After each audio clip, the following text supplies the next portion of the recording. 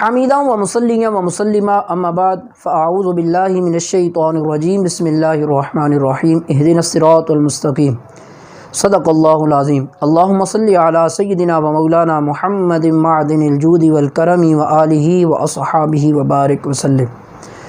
عزیز سامعین و ناظرین حضرات، ہم زبان کی آفات آپ کے سامنے بیان کر رہے تھے۔ آج کی اس نشست کے اندر ہم آپ کے سامنے زبان سے پیدا ہونے والی 15ویں آفت کا بیان کریں گے۔ زبان سے پیدا ہونے والی جو 15ویں آفت ہے وہ ہے بے جا تعریف کرنا۔ کسی کی تعریف کر رہا ہے اور بے جا تعریف کر رہا ہے، تو کسی کی بے جا تعریف کرنا یہ زبان سے پیدا ہونے والی ایک آفت ہے، اور یہ آفت انسان کو جہنم کے کنارے پر کیا جہنم کے اندر بھی دھکیل سکتی ہے اگر اس سے نہ بچا۔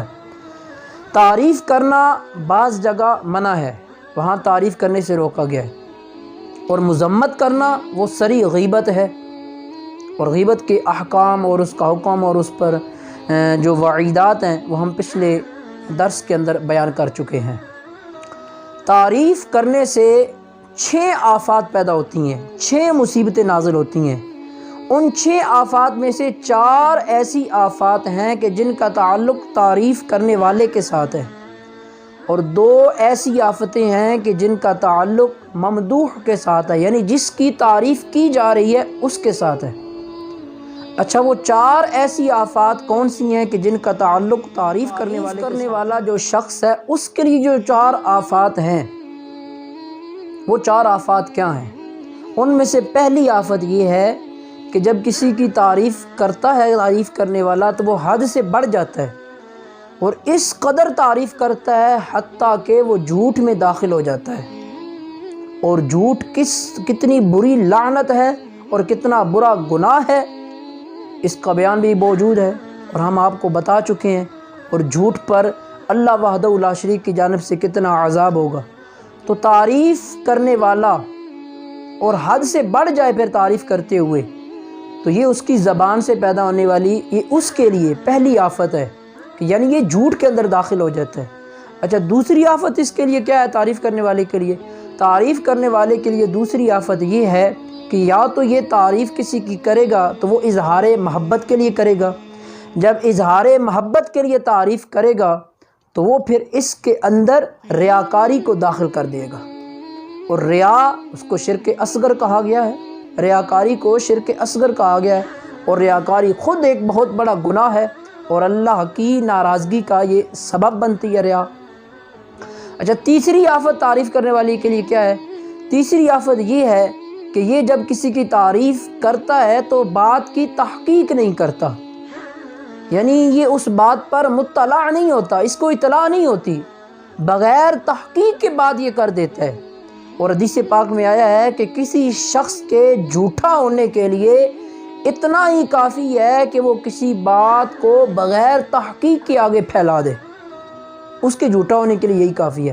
اچھا، چوتھی آفت جو تعریف کرنے والے کے لیے ہے وہ یہ ہے کہ جب یہ تعریف کرتا ہے تو جو ممدوح ہے، یعنی جس کی تعریف کی جا رہی ہے، وہ اگر ظالم ہو، فاسق ہو، فاجر ہو، تو پھر یہ فاسق، ظالم اور فاجر کی جو تعریف کر رہا ہے، یہ آفت اور یہ مصیبت بھی اس تعریف کرنے والے پر پڑے گی۔